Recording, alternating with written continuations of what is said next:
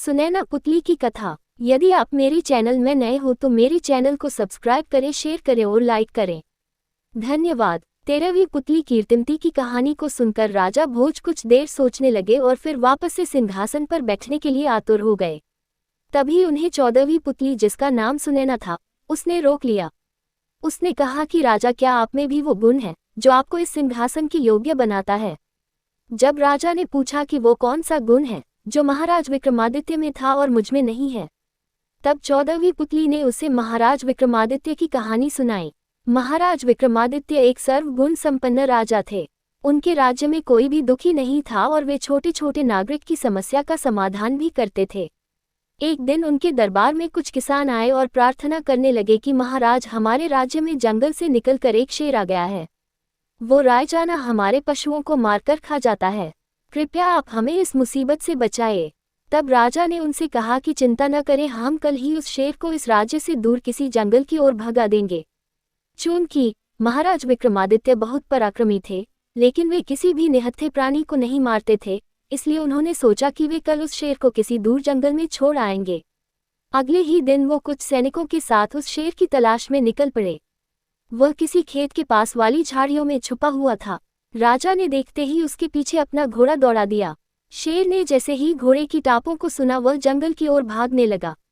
राजा विक्रमादित्य भी तेजी से उसका पीछा करने लगे और शेर का पीछा करते करते वह अपने सभी सैनिकों को बहुत पीछे छोड़ देते हैं।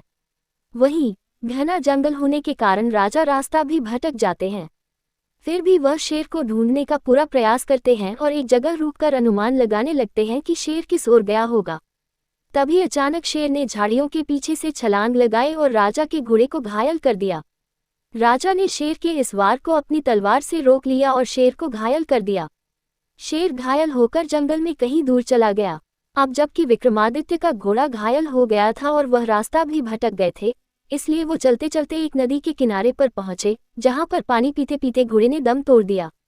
राजा को ये देखकर बहुत दुख हुआ। बहुत थका होने के कारण राजा वहीं एक पेड़ के नीचे बैठकर आराम करने लगे। तभी नदी में उन्हें एक शव बहता हुआ दिखाई दिया, जिसे दोनों ओर से कोई पकड़े हुए था।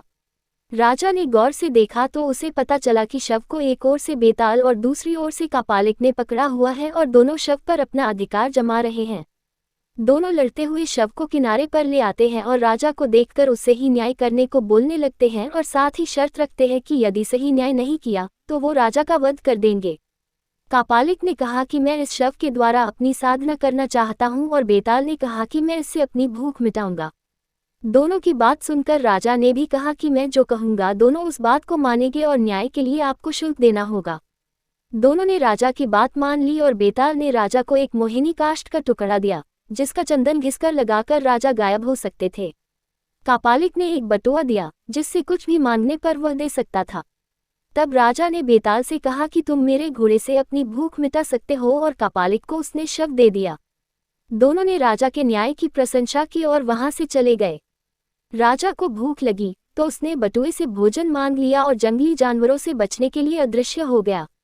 अगली सुबह वह बेतालों का स्मरण कर राज्य की सीमा पर पहुंच गए। रास्ते में राजा को एक भिखारी मिला तो उन्होंने उसे कापालिक वाला बटुआ दे दिया, ताकि जिससे उसे कभी भोजन की कमी न रहे। कहानी से सीख। हमें इस कहानी से यह सीख मिलती है कि मुसीबत आने पर भी हमको कभी नहीं डरना चाहिए और अपनी बुद्धि का उपयोग करना चाहिए। पूरी कहानी सुनने के लिए धन्यवाद।